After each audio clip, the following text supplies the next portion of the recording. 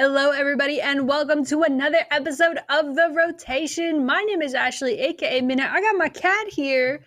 He's filling in for Icon. We got Kingdom Soldier with us. Hey, King, how are you doing today? I'm doing good. I'm Yeah. glad that it's not as hot as it was yesterday.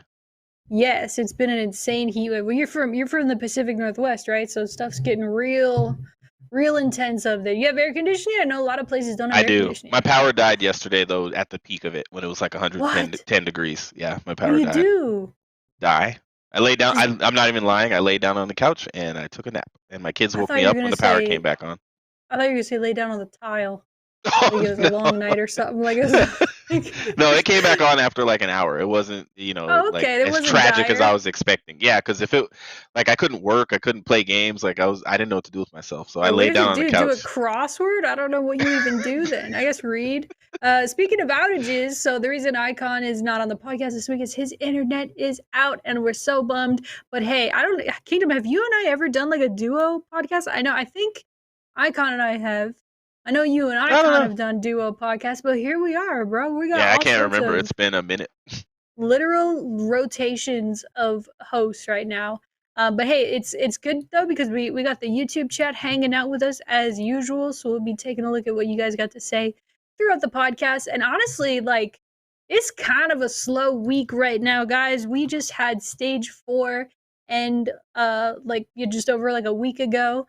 Last week was off, and typically CDL would be ramping into the next stage this week. However, they gave an extra week off, I believe, because of 4th of July, which, by the way, 4th of July is my birthday. So shout out to that. Oh, happy birthday. Shout out to getting older. Shout out, I guess, shout out to birthdays. Kingdoms, Shout out the when's your birthdays. birthday? September 8th. Oh, nice. Okay, so you're We will coming not up. talk about how old I will be, but I'm the same age as Same, Hex. yeah. I've just turned 23 like 11 times. Got I'm it. just stayed 23 the whole time. Yep. Not I'm 20. maturity wise, but just, Yeah. Yeah, you're 20. Uh-huh. Cool. Now that we got the ages down. But yeah, it's a slow week. We don't have any matches this weekend. And there's not even like an all-star. There's nothing going on this week. And I think it's kind of welcomed, right? I think the players appreciate having that little break. And now, when we go back into the next stage, it's going to be all sorts of intense, right? Because we're getting closer and closer to champs. And even though it's kind of a slow week, there's no matches, there's still been some pretty crazy news lately. You got some roster changes with none other than LA Thieves. They've been Shocker. musical chairs in it over there. The groups obviously came out, and then we got a couple other topics that we can cover too. So I want to know, Kingdom, John finally comes back to CDL. John, for those of you guys that don't know, pretty legendary Call of Duty player. I remember watching him back when he was on Fear. Do you remember that, Kingdom? It Oh, of was like a course. long Fear time ago. John? That was when I found him. Fear Like, John, watching that dude Fear play Moho. S&D and yeah, like, that was, Jeez. man. Oh, yeah, I remember John for sure. I mean, he was, he taught me stuff. I would watch his gameplay and I would learn. Like, to be blatantly honest, he was really good, and I liked watching him do like 1v1s and 2v2s in search. He just was like Right. unbeatable. He's just nasty. He's, I think, one of the best subs of all time, which we'll get to later. I don't know if he cracks my top 5, but he is an insanely Yeah. good player. But yeah, so he's back though, and I'm not entirely sure like why he was away for so long. That never really came out why he didn't join the league last year, but whatever it was, it seems to be resolved because now he's on the LA Thieves starting roster. So here's a challenge for you, Kingdom. Who is on the LA Thieves starting roster right now? Kenny? Yeah. Kenny. Draza? Yep. Lasher? Yep.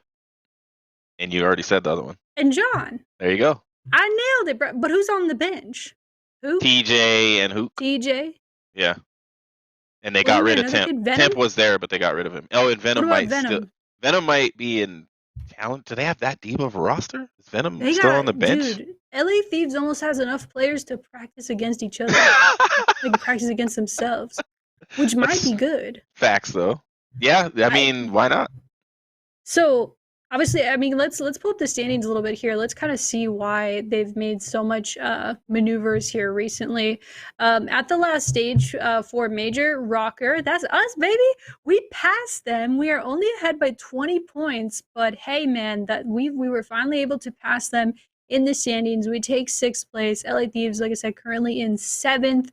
Florida Mutineers breathing down their neck at eighth. Now, I do think it's very improbable that LA Thieves does not make champs. They get bumped out of that top eight right there, but It's no, yeah. Gorillas would they're have to making a win the stage. basically. Yeah. But LA Thieves, I mean, at this point, they're making a play, not just for seeding. I'm sure that's important. You know, getting the sixth or seventh. He's kind of, I don't know the exact difference, what that means bracket wise. I don't think it means much. But what they're probably trying to do is catch fire at the right time at the end of the year. So, do you think that John coming onto the roster enables them to do that? I Shout don't. out enable, by the way. I don't. And I I've watched a number of videos on it. I've listened to I watched the drama between Kenny and TJ live on the flank. That was crazy. That was insane, bro. Yeah, That was insane, dude. that I was did catch that. But You feel like Jerry Springer, but CDL. Yep. I mean, and I love that, I mean, Zuma and Ben are all for it, so they help it happen. yeah. But I think Content. that I don't think that's going to make enough of a difference. I applaud the effort, and I hear what, like I've watched videos where people are like, they're trying to win, and Kenny was like, we're trying to win. We're not trying to place third or second. We want to win, and if you don't want to win, then don't play with us or don't roll with us. And that's why we've made all these changes, because we want to win. And I'm like, well, chemistry matters. Like, I mean, you can put together the best roster ever. I mean, the Optic roster is chip worthy, but they haven't proved it this year. They haven't, broken that ceiling. And so I don't think that the LA Thieves have made a big enough change. I think they should have stuck with something at some point and just tried to play it out. Like, there's a lot of teams on here that people are talking about potentially making, well, not a lot. There's a couple of teams that people have talked about potentially making a change before the stage starts. And LA Thieves have just always been ahead of everybody. Like, no, we're just going to change. We're going to change. We're going to change. Like, they don't wait till the last minute unless somebody spells their name wrong on a COVID test. They're like, we're going to make these changes. I just don't. I think John coming in is a good move.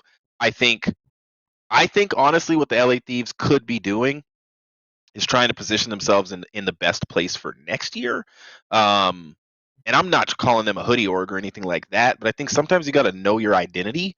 And Optic is a team that's done that for a long time. Like, they'll play with a team even if they're not winning, even though they don't want to. That's not good. But they'll play with the team because they're accelerating those personalities and they're creating chemistry, and the videos they make and all that kind of stuff. Like, that's worth it to them.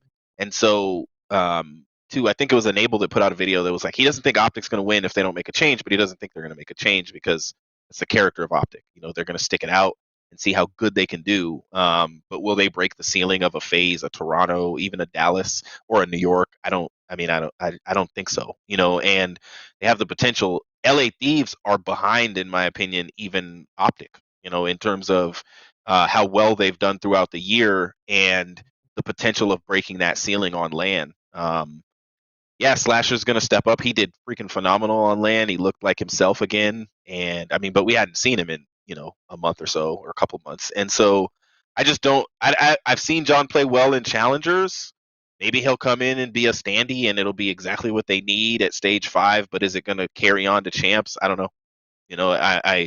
I would love to see it.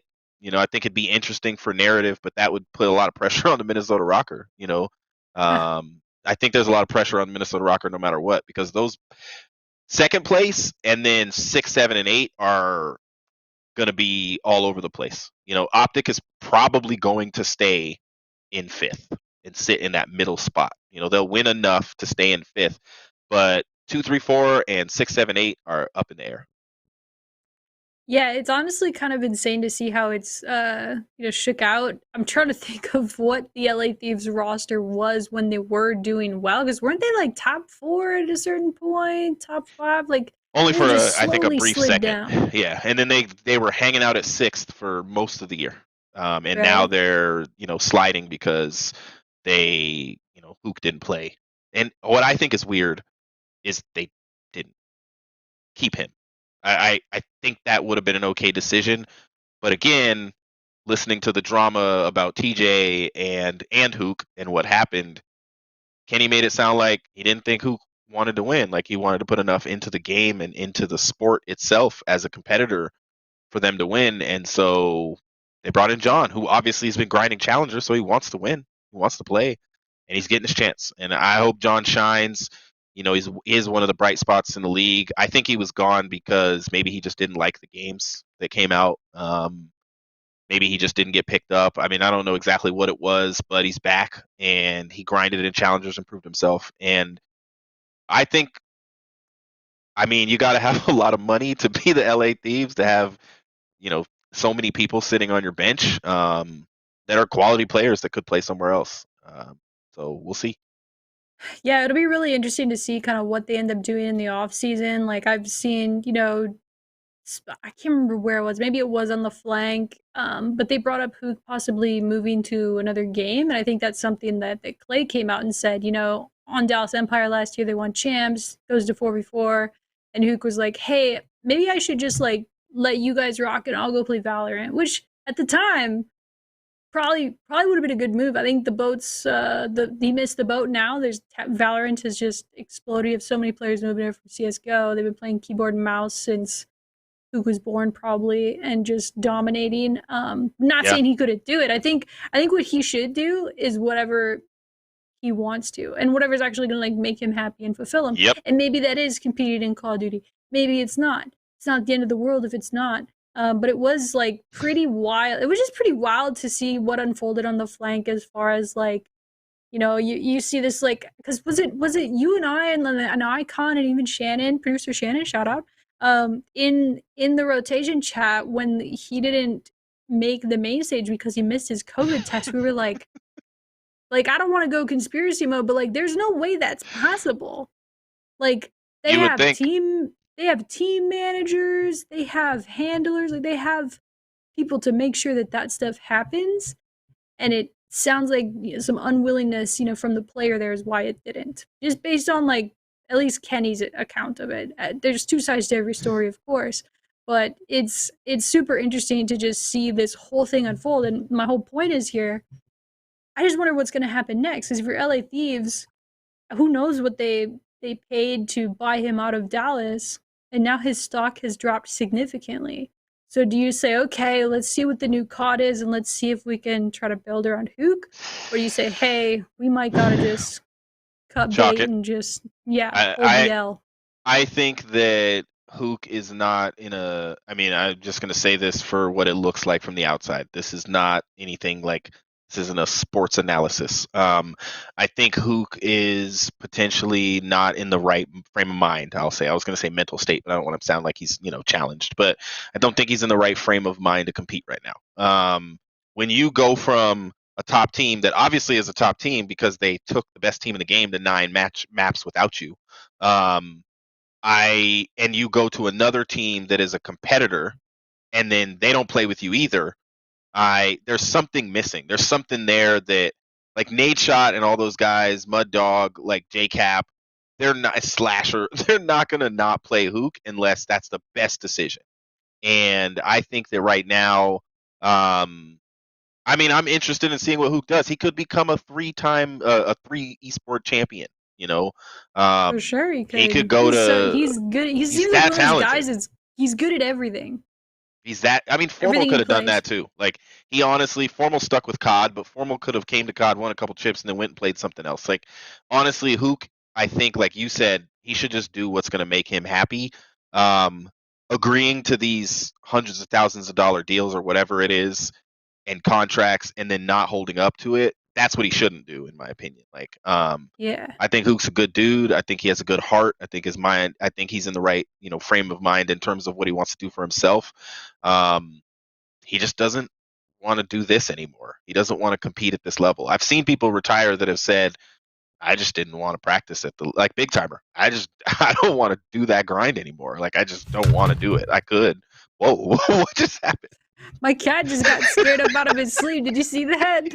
That shit scared me, dude. Oh man, sorry about that. I watched He you just woke flinch. up That out was of his actually sleep. funny. He got scared, bro. Hold on, I'm about to watch it on YouTube, the replay. He just freaked out. It's hilarious. Oh man. Yeah, Will DuPont in the chat. I feel like he said, I feel like Huke just needs to regain for next year. He will be on a team, no question. I definitely agree there. And like honestly, I mean, I know like storylines, content, whatever. First of all, dang, look how scared somebody just got. I saw the replay. It's crazy. We gotta clip that. He came right over to me too. That's crazy. All right, sorry. So I think like no matter what, bar none, everybody should do what makes them the most happy. And for Huke, maybe he doesn't even know what that is right now, and that's okay. I do think he's so immensely talented that if he does like put his mind and his grind to it, like he could for sure. Whether it's he proves to LA Thieves like, hey, I am like that dude, and you should start me, and I'll show you or whatever. Or if he goes to another team, like part of all this for me is just setting him up for a great comeback story because I'm truly like genuinely worried about him at this point of everything that he's gone through this season and how high the ending of last year was for him in Dallas, and now it's just been a little bit chaotic from like stage 2 on for Huke and them. So I just hope he like regains a little bit, comes back stronger, and everyone loves a good like redemption arc from not doing the COVID test properly to like maybe he wins another chip. You never know. I think it'd be pretty cool. Shannon, she deleted somebody's messages for saying I look like Pac-Man, but I'm pretty sure he's talking about Pac-Man, the former COD pro, not yes. like not like Pac-Man JT. the bit chomper. Yeah. I mean, maybe either one will apply. I don't know. Yeah, maybe you never know. Maybe it's a double entendre. I don't know. You never know. But yeah. I don't know, man. It'll be really interesting to see what ends up happening with Huke, and just interesting to see what ends up happening with LA Thieves in general. I mean, it's kind of redundant, like hearing an organization say, "We want to win." Like, of course you do. You bought into a league. Everybody wants to win, except for like.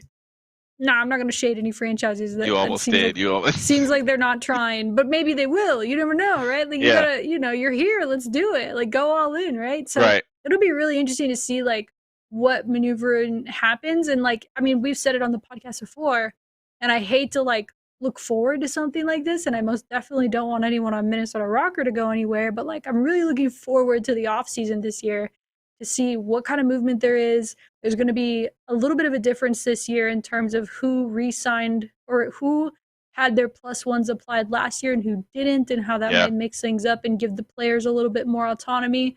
And that'll just be really interesting to watch unfold. And we'll definitely, I mean, we'll probably do some roster mania off-season podcasts of the rotation. So look forward to that. But you can't talk about it, but I think there's very few teams right now. Few, and I mean like maybe 3, maybe, and not even that, probably 2, maybe 1 that won't make a change between now and next year. Like, yeah, I just honestly, it always happens. Everybody wants to win. Yeah, it's COD. Like everybody wants to win. Everybody wants the best chemistry possible, and you don't take it personal. It's not personal, and it's not just business. It's like sometimes chemistry is chemistry, and the best thing is to make some rotations, all pun intended, in order to make things better. And I think that the Thieves have some sellable options that other people in the league are going to want. That Seattle team is not going to be the same. I mean, a lot of the bottom teams are not, but then there's top teams that are going to probably make some changes. I see Dallas making a change, even though they didn't coming into this year. I could see that, I mean, except for getting rid of Placer, but they had no choice. But I could see them making a change. I mean, New York might stick and FaZe might stick, but it just really depends on how they finish the year. If NYSL wins and somehow beats FaZe, they're probably not going to change. I don't know what in the world would make FaZe change. I saw somebody say if we did a World Series of COD, and they said, who would represent the United States, and it's like the FaZe roster. Literally, it's crazy, dude. Like every player on that team, I think, is the best at their position.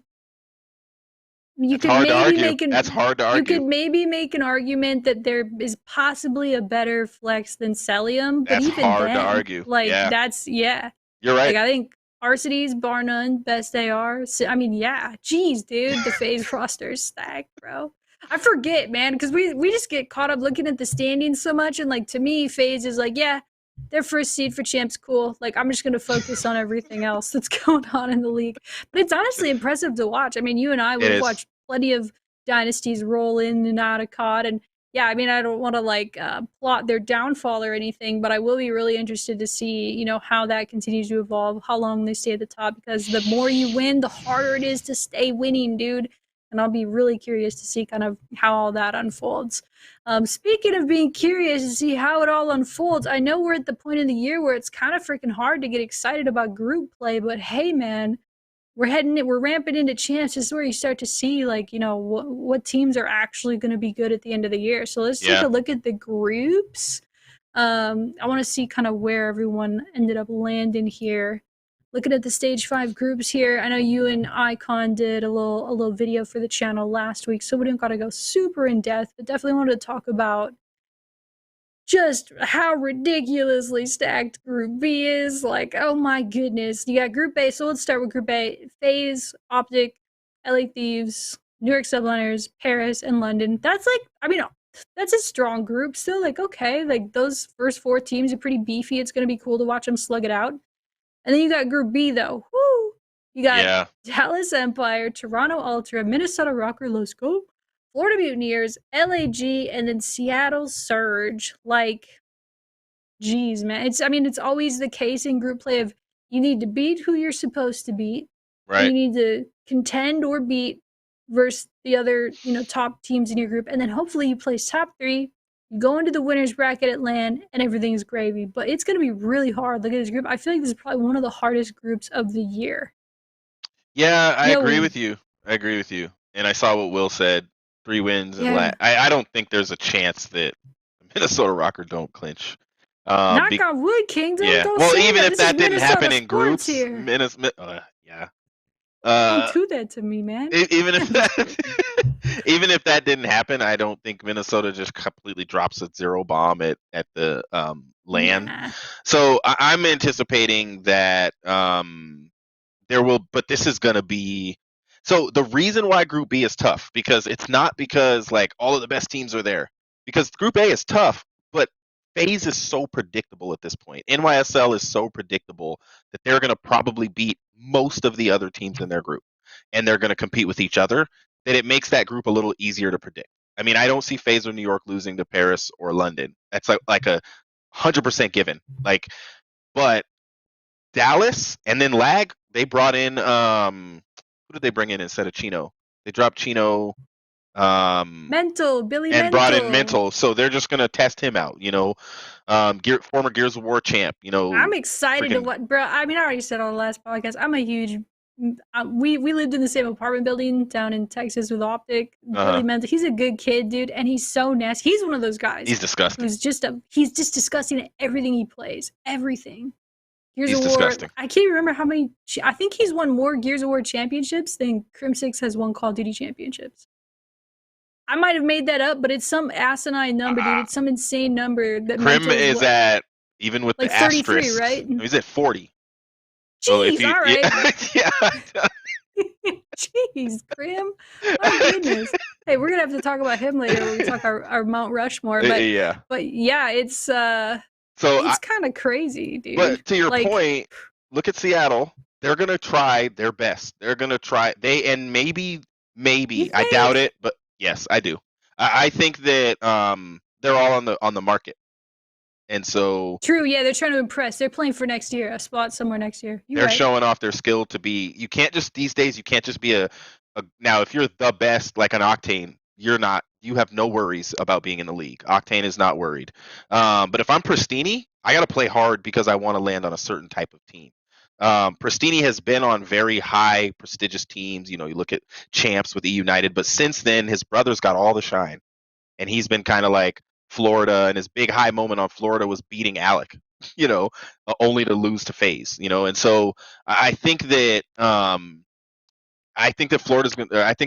Seattle's going to play very hard. I think that LAG is going to play very hard. Mental's going to try to just show what he's got, and they're going to let him just do what he wants and be fun and free.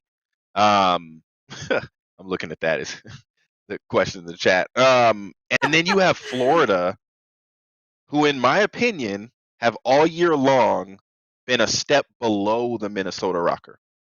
And they have these times in the season, they have these times where they look like a top 4 team almost. You know, there's games where Florida just looks amazing.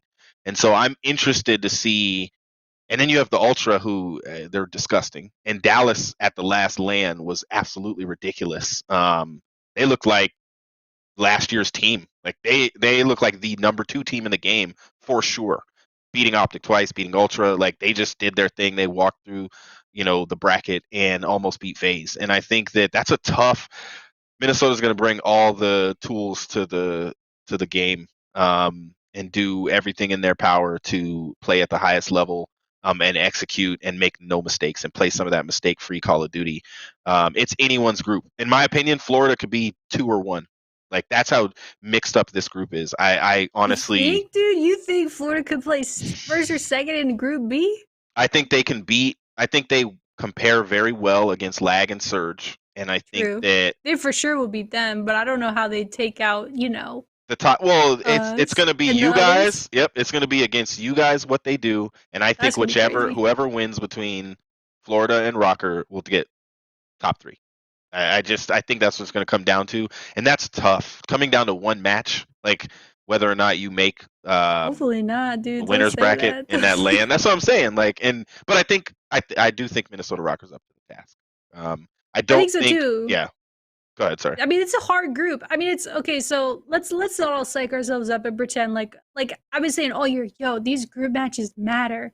These points lead to the seeding at champs. These points get you into the winners or losers bracket on LAN. That's all very important still and valid. But let's not kid ourselves. Like champs is pretty much decided who's gonna be in. Knock on wood. Hopefully nothing catastrophic happens to the ROKKR season here.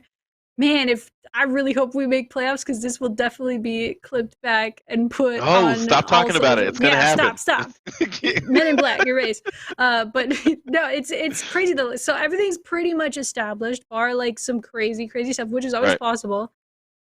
And now, to me, what's exciting about these group play matches is how do we stack up? Like for this Florida team who we've kind of thrown, punches back and forth with all year, how do we stack up against them? Do we beat LAG in Seattle like we should? Do we look good when we do it? Are we fundamentally sound? What's going on? How do we look against Dallas, who you're right, I think they went from just being on the struggle bus. Rambo Ray was driving that thing, man. They were on the struggle bus, and he turned that thing right around. And now they really did look like the second best team. They took FaZe to a best, and they could have won. They were like, how Yeah. many search rounds away from winning on LAN a chip? That's crazy, dude. After being called onliners all last year, Two making all these changes, going from rounds. exactly, and then dropping 2 S&D rounds, dropping Huke, going from second to fourth in the CDL. Now they've impressed. So I'll be really curious to see how does ROKKR look against Dallas. How does ROKKR look against Toronto? And right now is the time of year, and I'm all too familiar with this from being a Minnesota sports fan all my life. Shout out to the Vikings, okay? They do this to me every year. We're good enough to get there. We're good enough to get there. We will probably get there. Right. But can we get hot enough at the end of the year here to make a significant impact and do the damn thing?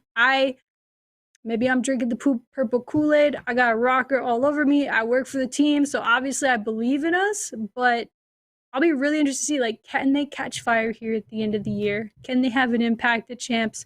And can they just, I'm dang near sure that we'll be able to stay in this 6th seed spot, which is could be worse, could be better. But it's all about just tuning up for this end of the year now. That's what these group matches are to me. And then obviously for stage 5, we've got a LAN again at the end of that. So that'll be really exciting to see kind of where we shake out then. But I don't know, man. What do you think, to you, what's the end of the year like from your perspective? What is there left to prove? What are teams trying to do to make sure that they stick the landing this year and do well? So I did want to. Somebody asked about Florida versus Minnesota ROKKR. I don't know the major what the record is, but I just was briefly going through and trying to look at the group records, and I think they've been in the same group twice, and both times Minnesota won. So hopefully that's the result we have this time. I mean, honestly, each team is planning for something different. FaZe is going to call this entire year a fail if they don't win champs like they did last year. That was this. they are so determined.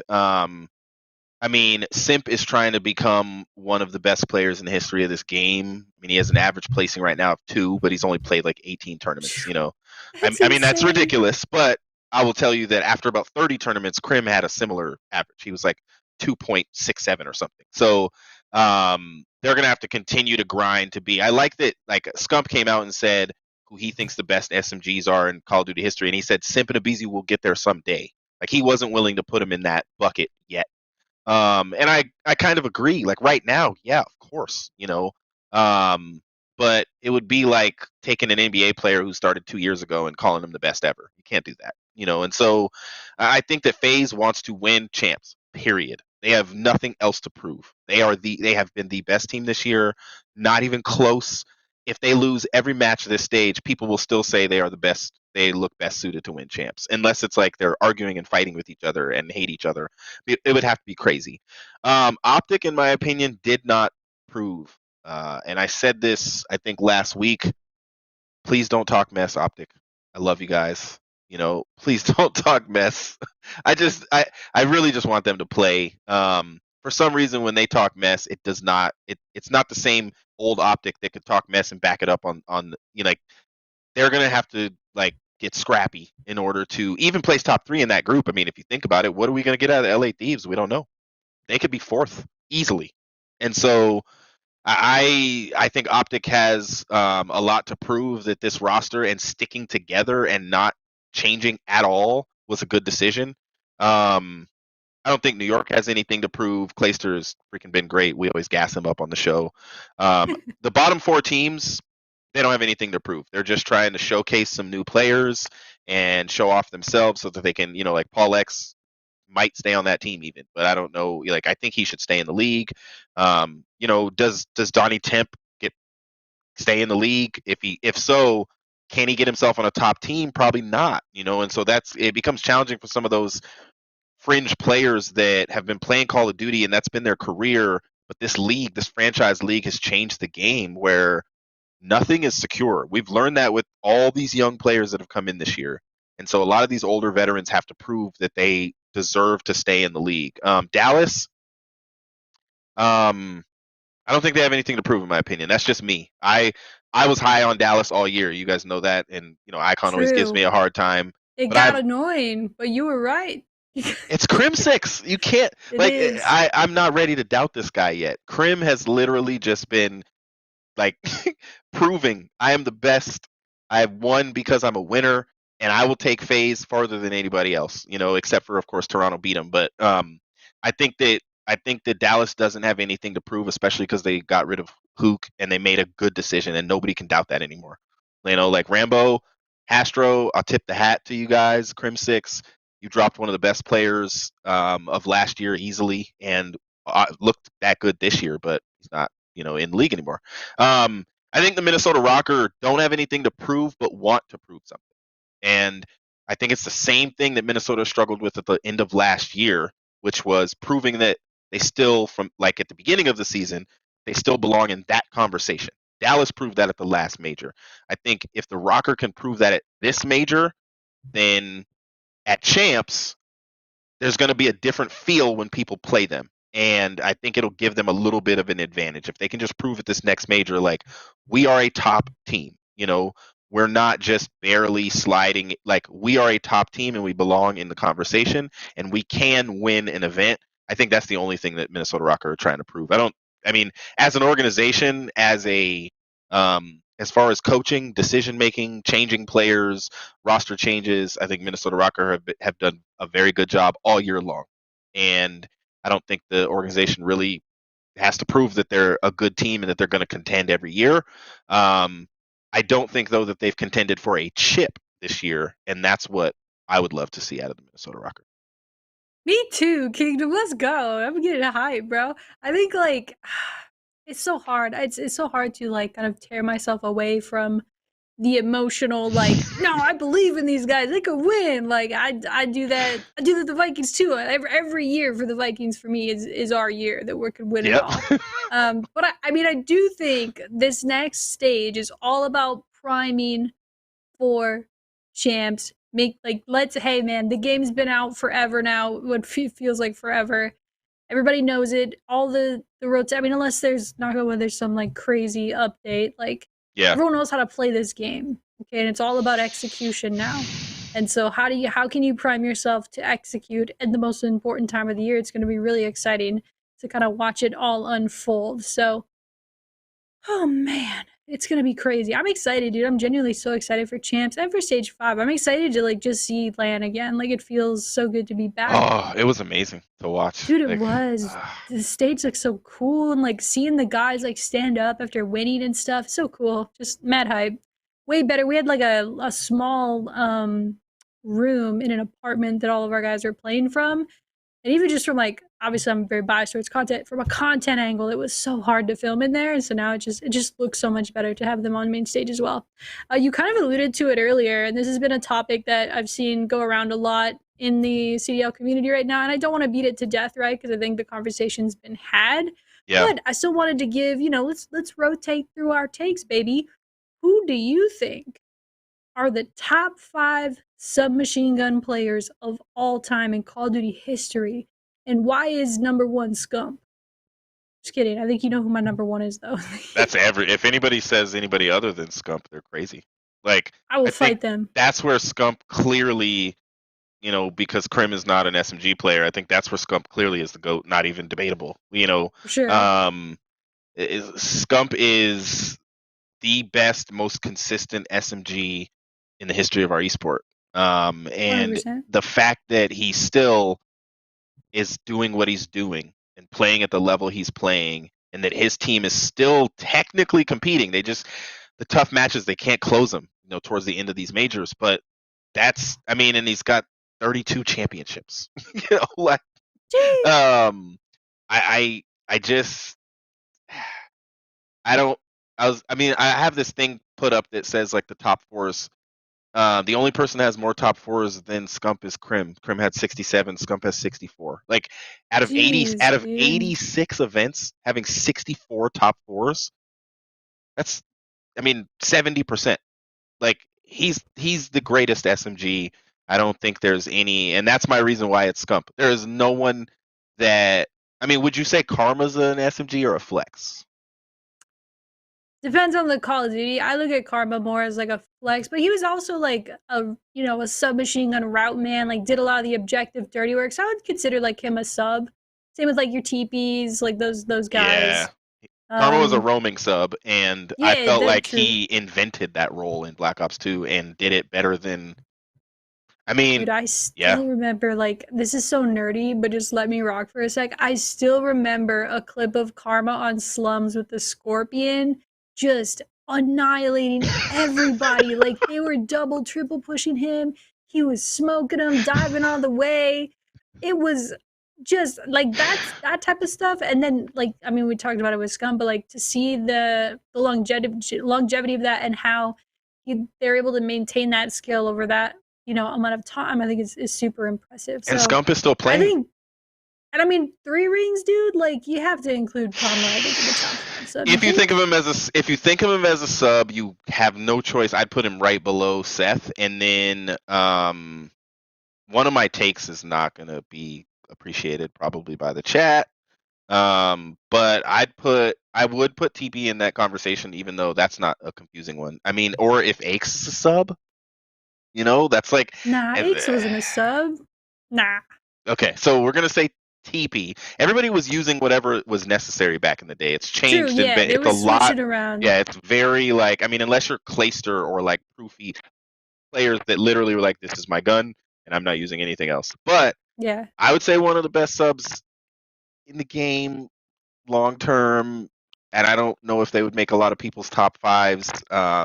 Is Parasite. Like, you I think? I know he's had to. He was AR for the longest time. But That's then what he's had to right? switch roles. But when he was a sub on Black Ops 2, he was one of the best players. Like, he like. Dude, yeah. He just like I don't. It's hard, man. I think but if you say just purely like a pure submachine gun player, Scump would be number 1. I'd probably throw TP in there because of the dirty work he did. He probably could have had a way higher KD at a lot of the events, but I mean, he won 18, so that's good. A lot of people have been throwing John in the conversation. Scump himself threw John in the conversation, said John was one of the best of all time. I'd love to see John do more at this point. I'd love to see him. I mean, he has played in a lot of events, and he's had a. In the Hey, chat, there you go. Attach needs to be Yep. top 5. I agree. I Yeah. mean, it's hard. Like, you start kind of getting into like The Attach weeds, yeah. versus Apathy battle. I think like Apathy should be in the conversation as well, but I feel like Attach. I mean, obviously Apathy's extremely accomplished and he's done really well. But So, Apathy technically has less championships than Attach. true story. So it's kind of True like, if story. I had to decide between the two, like, and Attach, I mean, he's famous for some of these, like, running through his own kill streak, and he's been playing consistently this year. And again, like, when you're longevity, like, Apathy definitely has not been on point this year in terms of what we've seen in his past. But Dylan's been playing. He's gonna have a very long career. He's Seth-like, in my opinion, in terms of his playmaking ability. But he's a little bit, in my opinion right now, his ceiling is a little bit higher, and that's why I think the Minnesota ROKKR can make a good run at a couple of these events.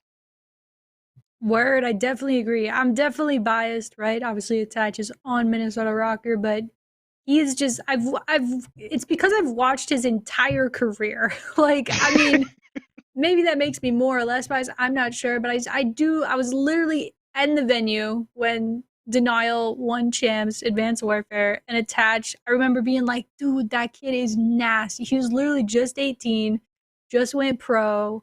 And from there, like, he's had success on a lot of other like large storied teams. And yeah, to play at that level that consistently for as long as he and some of these others that we're talking about have, it's so freaking hard, dude. And you're starting to see it too, like with this year, all these rookies coming in, they're frying. It'll be really interesting to see like that kind of changing of the guard eventually, because probably when you and I have been watching COD esports, like there hasn't been a ton of that. Like there's almost like a new generation of players that will be rolling in here eventually. And it'll just be kind of cool to see kind of how it shakes out. It's already started, but even more so, it'll be interesting to see how it shakes out. So, Agreed. I mean, we didn't really like rank a top 5, but I think we definitely like threw some good names around. Threw some names out. Yeah, I want to throw some more names around. Zuma. How did I forget Zuma? Just because he's not playing Zuma right now. If he was still playing, I Attach. guarantee you we would just make them one person. Zuma like and that Attach duo. with Yeah. a duo, bro. I was legit sad when they broke up. Or like weren't on the same team anymore. Aches as a 9-year Optic gaming member, I refuse. She can't no, pick I'm just kidding. Aches is nasty. He's nasty. He always just gave you so many problems. Even with ARs, like he started playing AR more recently in recent years, but he was so freakish with a sub as well, dude. It was insane. In 2 years, you're gonna have a hard time not putting Simp and Abizi on this list. They're gonna bump people off. For sure. Dude, I look at it as like Scump is Tom Brady and Simp is Patrick Mahomes. And I know people are already calling Patrick Mahomes like the GOAT just because he's accomplished a lot and he's still so young. But like, it's kind of the similar. I view Simp the similar way. You can't make a quarterback that's only been playing for a few years as the GOAT of all time. Like that's just not like if he was on the Vikings, I'd be calling him the GOAT for sure. Of course, though. Yeah. But Simp is one. I mean, okay, I have the numbers in front of me. Where is Simp at? Okay, what is it, like 25 tournaments or 14? Simp has been in 18 tournaments. He's been in top 4 17 times. He's been in grand finals 15 out of the 18, and he has 8 wins. And so that's the big difference right there, is that he's only won. I can't see the percentage. But to be in 15 grand finals, 83%. That's nutty.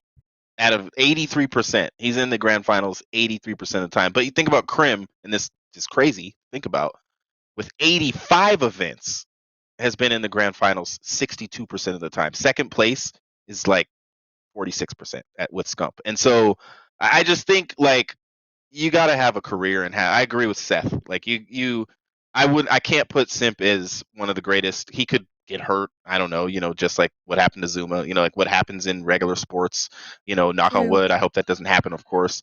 But barring anything crazy, yeah, in 2 years, Simp will have won.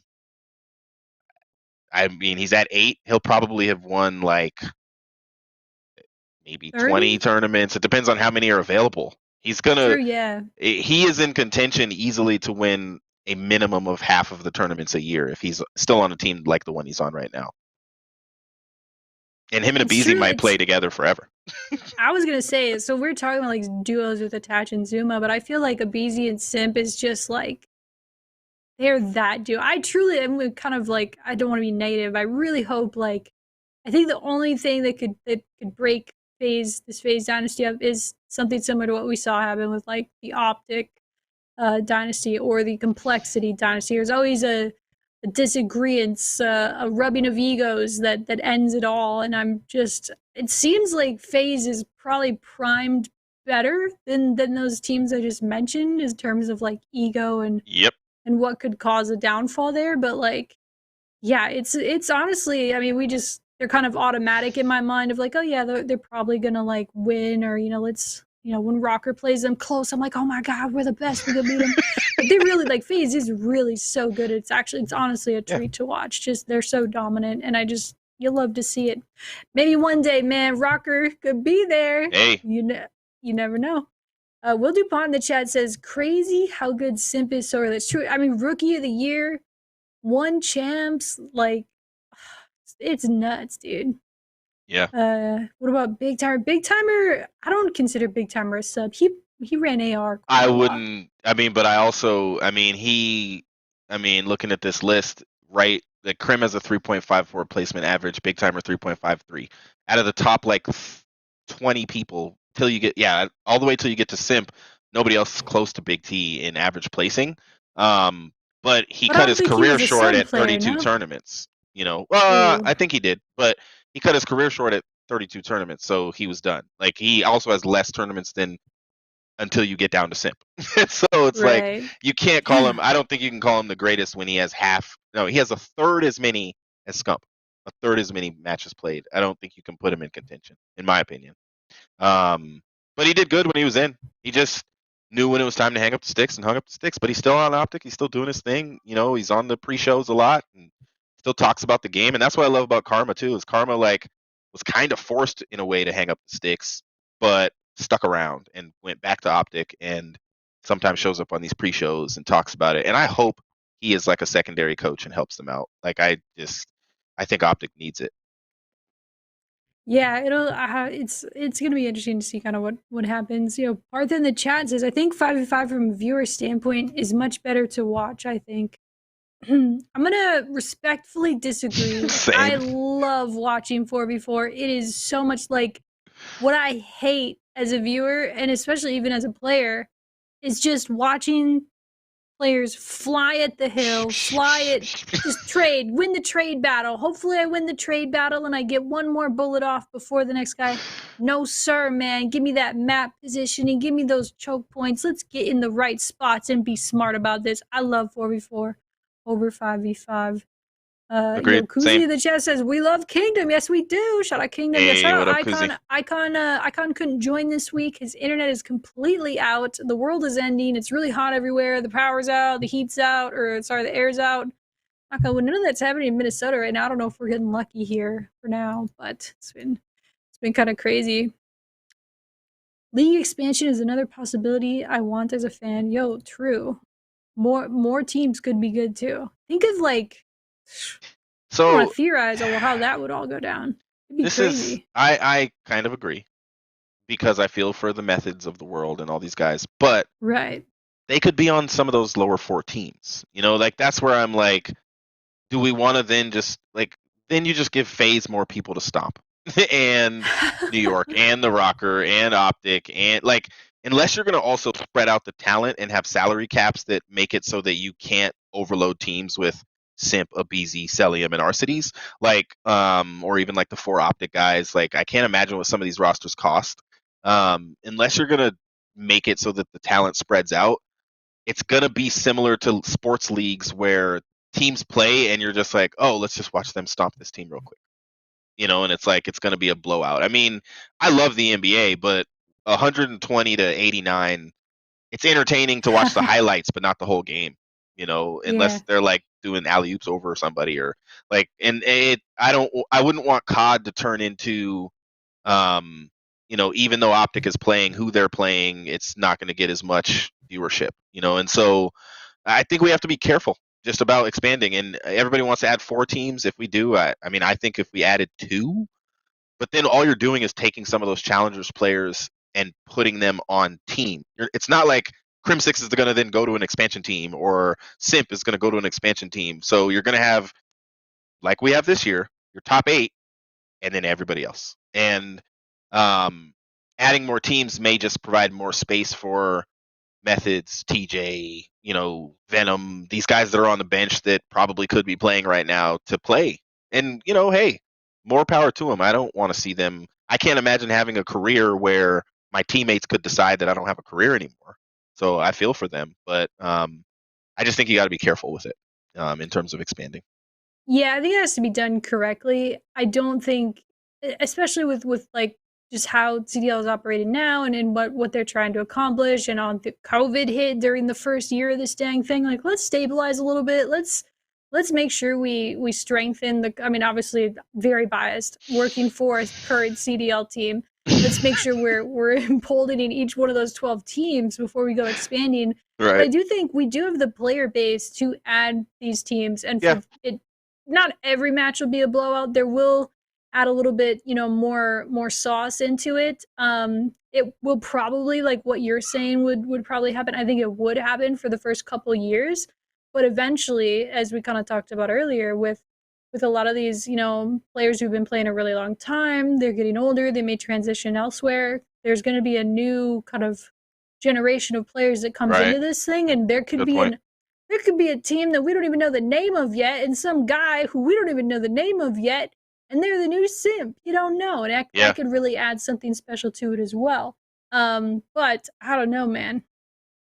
I don't know. And to Will Dupont's question there, I got no idea. I got no idea on that. So I don't know what the process is behind adding new teams to the league yeah. and whatnot. But I do think I think CDL is a good product right now, and I think just we just started. Let's see how this keeps on going. I do think it'll be cool to have more folks as well. So I had kind of like a spin on a typical question here. We've talked a little bit about like, oh yeah, this player's on my Mount Rushmore, but I would love to know like who is on your Mount Rushmore for Call of Duty, competitive Call of Duty in terms of influence. So like a four faces of the best like influence on the Call of Duty scene in general. And then I'd love to know like the Mount Rushmore of skill. Like who is the literal best players that CDL and Call of Duty competitive Call Sheesh. of Duty has to offer skill Like, wise. Do you want to so right go now first? Or you want they're me to go playing, first? or like, oh yeah, you can go first then. Mount Rushmore. I mean, yeah, it's right now where it's new versus old. It's all encompassing. Like I'm thinking from Okay, like okay, '09 okay, to like now. okay. My Mount Rushmore of the last like 11 years, 12 years, pretty much. Jeez, I've been watching a lot of Call of Duty. I can name my Mount Rushmore. If you're saying 4 people, Yeah, yeah, wait, I Mount could do Rushmore that. is 4 or 5. I swear I've been there, but I forget. It was a I while think ago. it's 4. If it's 5, the 5th is always difficult in Call of Duty when it comes to all time. But influence. Let's do top 4. You said top what? Top 4. For influence, I'd have to pull Nadeshot into the conversation. For sure. Nate Shot, I Scump, Hector, me. honestly, I'm not even lying. When you first asked the question for influence, my first 3 thoughts were Nadeshot, Scump, and Hector. Even though Hector's not a player, in my he opinion, is he is one of he the is most influenced. influential Yeah. people in the history of our esport. If he didn't make Optic what it was, we wouldn't have for it because the storylines that he has given us over the years and showed us how the potential of Call of Duty, we wouldn't know. Like honestly, he and 100 Thieves wouldn't exist if it wasn't for Hector. And so I just think that what Hector has done for Call of Duty esports in general is incomparable. Now, Hastro's up there, but Hastro didn't do content like Hector did content. and so it lowered its influence. But in terms of fan base and consistency and always being in the conversation, all of the NVT have always been great, and so they've won a champs. They were second place kings for many years. And so, like, I think what Hastro's done has been amazing. He's just more of a behind the scenes guy. But what Hector's done for and that's where the fourth is hard, because I literally would say I'd say Scump, Krim, and Hector. And for influence overall, this is hard. I mean, what Zuma's doing right now is freaking legendary. Dude, yeah, I was gonna say, like, it's like I'm trying to not have so much recency bias, but Yeah. I think what Zuma is doing with the flank right now and just the access that he has to those players and how candid they are with him, he's got a bright future. I hope he does. I just hope he keeps doing what he's doing and nobody tries to buy it out and ruin it. Like, just do you, man. Like, it's I don't been think he'll awesome let to him. watch. Yeah, it's great. So that would be my influence piece. Can I say I have a complete curveball that I don't know if you're gonna expect for my influence Mount Rushmore. Nadeshot, Scump, Yeah. Hector. Obviously biased, was a part of Optic for so long, but they genuinely did have. I watched it, like we all watched it. Right. My fourth most influential person in COD history is Aches. Oh yeah. I think he just brings so much emotion to the table. Whether you love him, you hate him, he makes people fans or haters of what he's doing. And I think what really popped off this whole thing, back in the day, was when Aches shoved Nadeshot at that small LAN tournament in Chicago. Yep. The live stream is, dude, we'll have to play the clip eventually one day, but that moment, because I've watched all this happen, right? All these years. Obviously, competitive COD was fun, and I loved watching it at the time.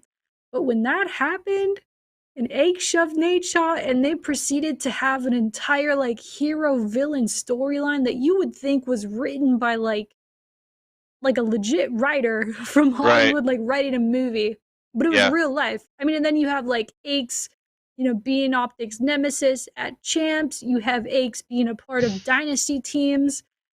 That's why you got to the famous Clayster. line, man. Poor Clayster. That is tough. But I would say Aches is one of the most influential people in COD history. And yes, Aches was the villain that everyone cheered for if they didn't like Optic. Yeah, I had some friends who they were really Optic fans, which I was like, wow, I take offense to that. But they were like, yo, I love Aches. He's yeah, he's, I don't know. He's kind of like the Stone Cold Steve Austin of COD. That's a really good analogy. He just shows up to the bosses and pours beer all over them and says, F you, I do what I want. He's just crazy. Yeah, Aches, this dude punched a window or a picture frame and won an event. He couldn't even use his thumb. He did, dude. Aches was, and I remember making videos about him versus MLG because he was the person that would stand up against the league and who didn't care about getting fined. Aches has always been forward thinking, and I interviewed him one time, and it was one of the best interviews I ever did. He's so knowledgeable. This dude is it's you wonder sometimes how people won and what made them so attractive. And Aches is yeah, let's drop Clayster and pick up Karma. And then it's what? Why would you ever do this? You guys just won events. You're a dynasty. And he's just trust me. And then we was oh, never mind. You guys are gonna switch organizations and keep winning. Doesn't matter for complexity, EG. You just, and then you become the Optic beater. You don't do anything during the year except beat Optic. And then he won champs after years, and it was this unexpected victory that he wins champs with Aches or with Apathy and Silly and those guys. And it's just that's a good pick. Honestly, that's a good pick. Aches is a good pick. I think he's definitely up there. Aches found preset. Is that true? I actually didn't know that. I know Aches. God, who else has he found? Aches has found. God, I can't remember. He found Priesta. A lot of people are his sons in the league. Yeah, I think Aches is a lot of people's COD fathers. He's helped kind of bring up different generations. Maybe it was Dash. I can't remember who Aches brought. He's brought up a lot of people. So now let's go into the Mount Rushmore of skill. Ooh. MiDNiTE. Yep. Conversation over. I'm just kidding. To me, I'll just I go want to hear first. yours. Yeah. Yeah, Scump.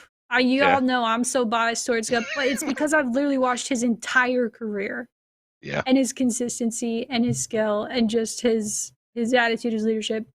Scump, Krim, Clayster, and I have a really hard time with this fourth one because there's just so many impactful players that could slot into that fourth spot. Right. I view just like Krim, Clay, Scump as like that's the standard. Man, I might have to come back to my fourth. I thought of the three, but I'm still percolating on the fourth and trying to think like For who is that skill, like I'm gonna say Karma. you think? Yeah. He. 'Cause I he mean, he had not just. bad times, but he also had really good times I too. mean, do we remember that Karma dropped a 26 kill streak against a pro True. team, like on Yemen? On Lance, Like that was crazy. That was that is. I insane. watch that once a year just to remind myself of how goaty this guy is. Like, and listen to Benson scream. I just think Karma. I mean,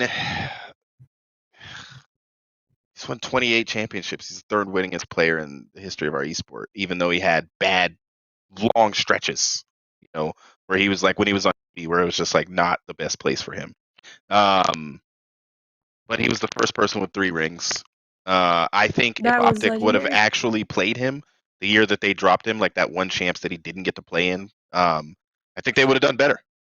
I just think he's that much of a sure thing when it comes to showing up.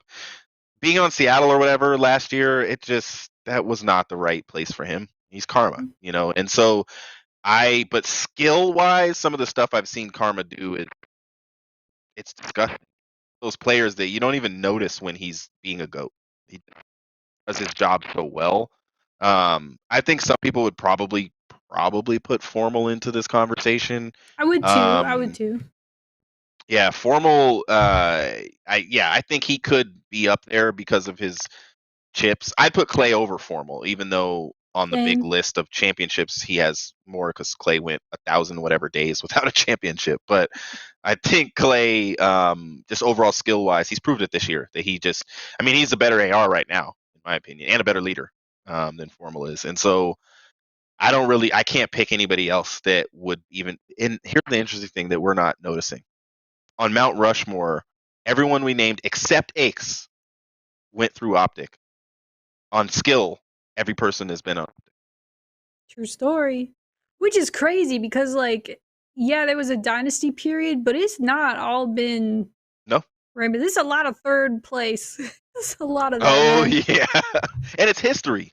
It's because the Yeah. guys that were on, and that's where I wonder, like when you're a team like LA Thieves and you learned from that and your nade shot, why the consistent trades all the time rather than building like you have the LA Thieves level of exposure and reach and everything, or 100 Thieves, I guess, that is the above LA Thieves, whatever. I don't, but I Parent think company that, yeah, I know something. we're supposed to call them LA Thieves, but it's 100 Thieves organization. I think like build some chemistry, keep doing the videos, having fun, making people laugh, being entertaining, and build what Nade Shot built. Like that's what he built. Like Nadeshot he was there at the beginning, and when Optic first started being this team that was just everybody wanted to watch him, and I think that the LA Thieves, I know he wants to win and I get it because Nade missed out on a lot of winning by dropping off that team, by leaving Optic and bowing out because, him and Seth, had their issues. But I just honestly think like, you know, go for the longevity piece, in my opinion. And I mean, I hope they do that because I didn't even think about it as we were talking. I'm like, wow, we're naming a lot of former Optic players. But Krim, of course, did Yeah. not just have an Optic dynasty. He He had an was on EG two dynasty, dynasties, a bro. Cole dynasty. He won champs on Dallas. Like this dude is like, put me on a team, I'm gonna win champs. Wait, has he been on a team where he True. hasn't won champs? Complexity, EG, Envy. He Optic, was with Envy and for a Dallas. very brief period of time.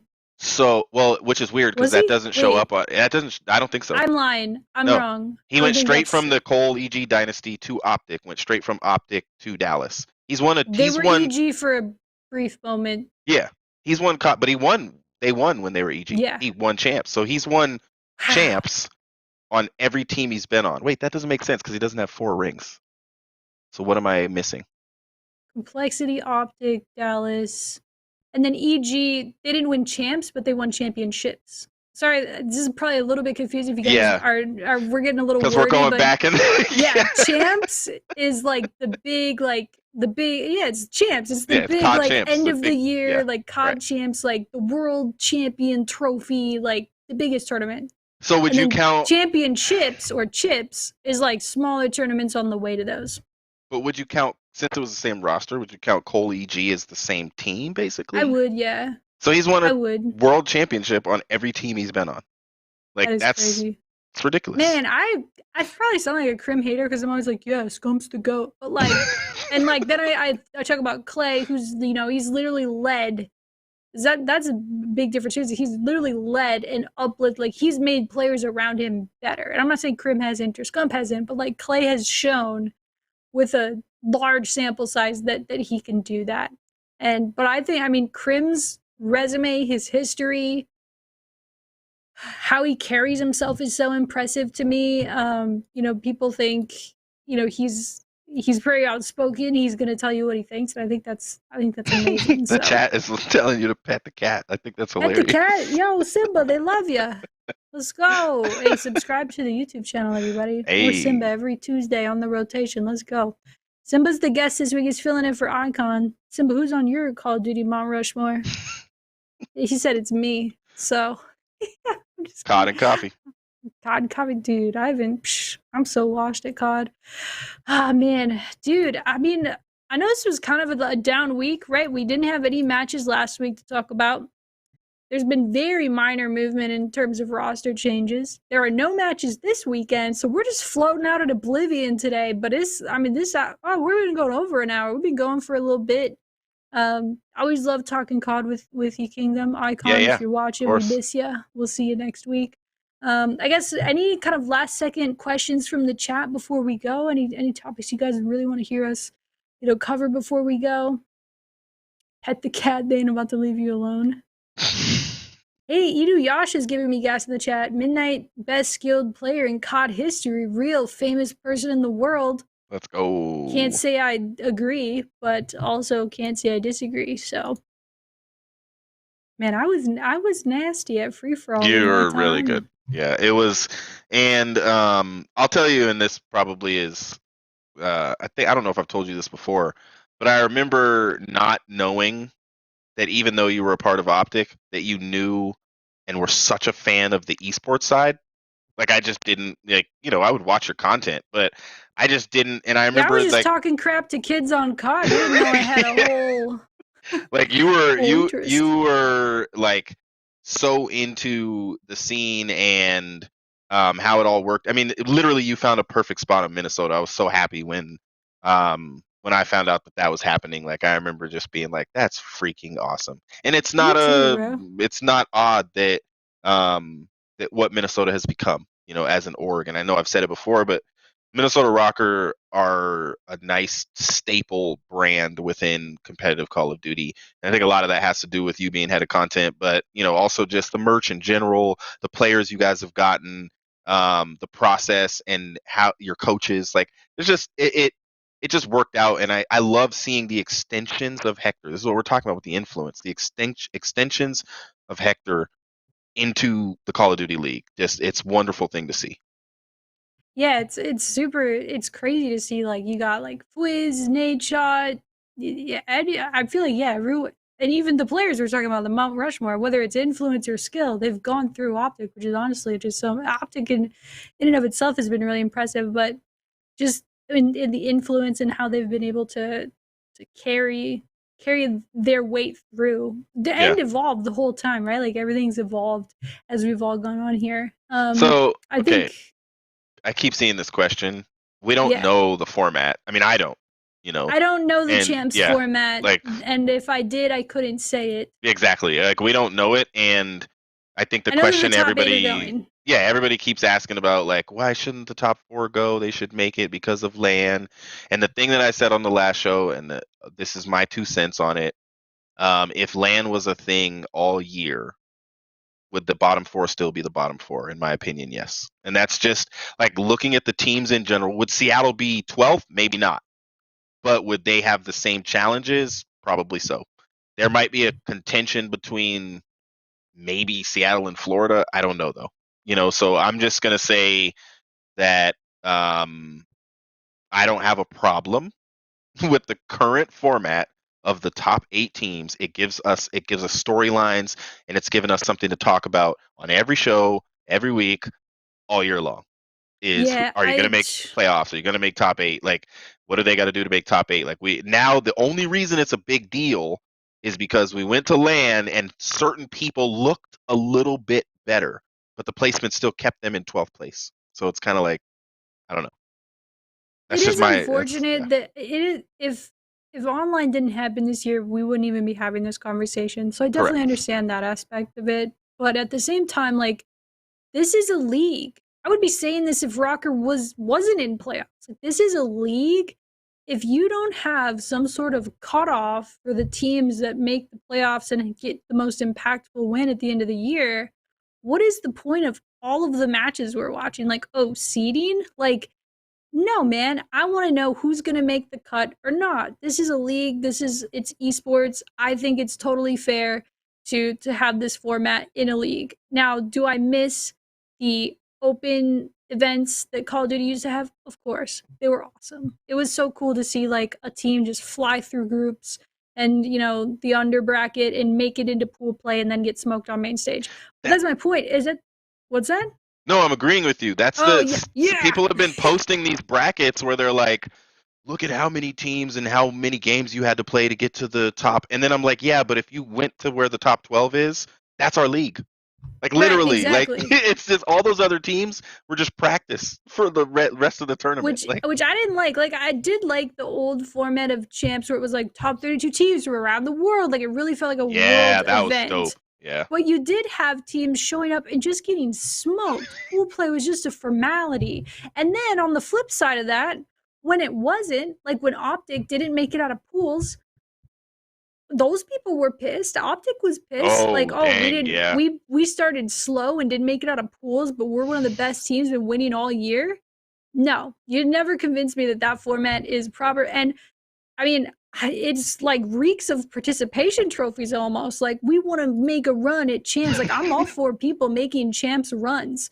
Let's see Yeah. the 8th place team get to freaking 3rd. That'd be There you cool. go. Unless they beat us. But Yeah. I think like to say that everybody should go to have an equal chance, like, no, dude. That's what we're playing for all freaking year. I will die on this hill. I don't choose a lot of hills to die on. I was talking about it on Twitter, That's lots of all. back and Yeah. forth going on. But dude, you gotta have something you're working towards all year. Otherwise, what are we watching? We're watching glorified. Like, if it was top 12 at champs this year, it would feel exactly the same as stage 4 majors and stage 5 majors, That was a but good with point bigger you prize made. pool. That was a good point you made that I never thought about. That champs would just feel like another major if it was all 12 teams. And I don't know how they're going to do the format to make it interesting because I yeah, don't it's going to be either. weird if FaZe just wins 3 series and wins champs.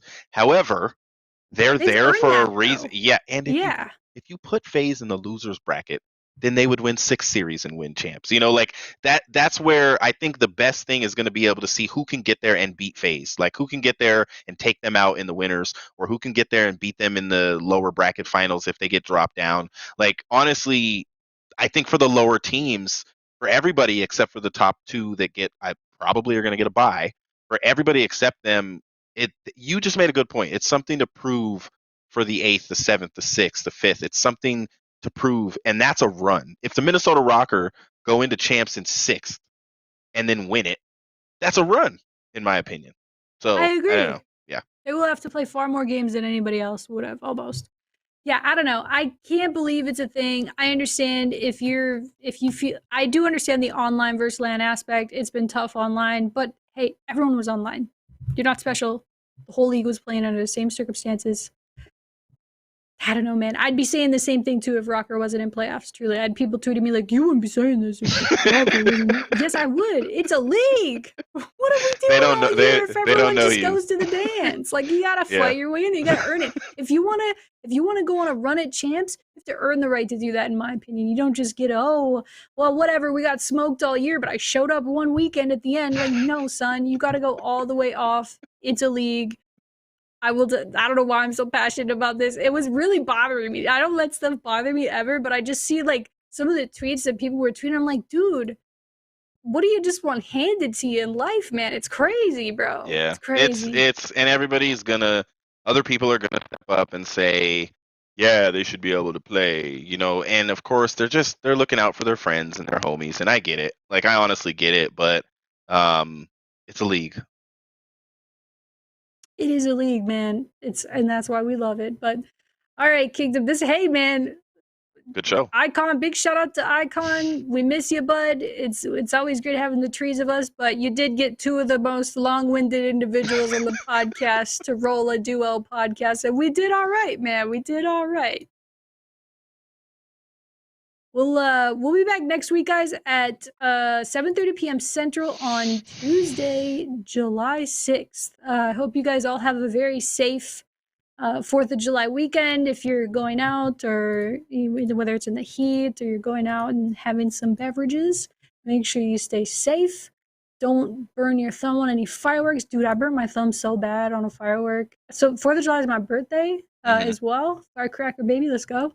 And I was literally playing with firecrackers, and or no, it was the bottle rocket, and I burnt the crap out of my hand. So as a gamer, you can never let that happen. So make sure you guys are careful this weekend if you're doing any shenanigans. But all right, Kingdom, any final thoughts before we go?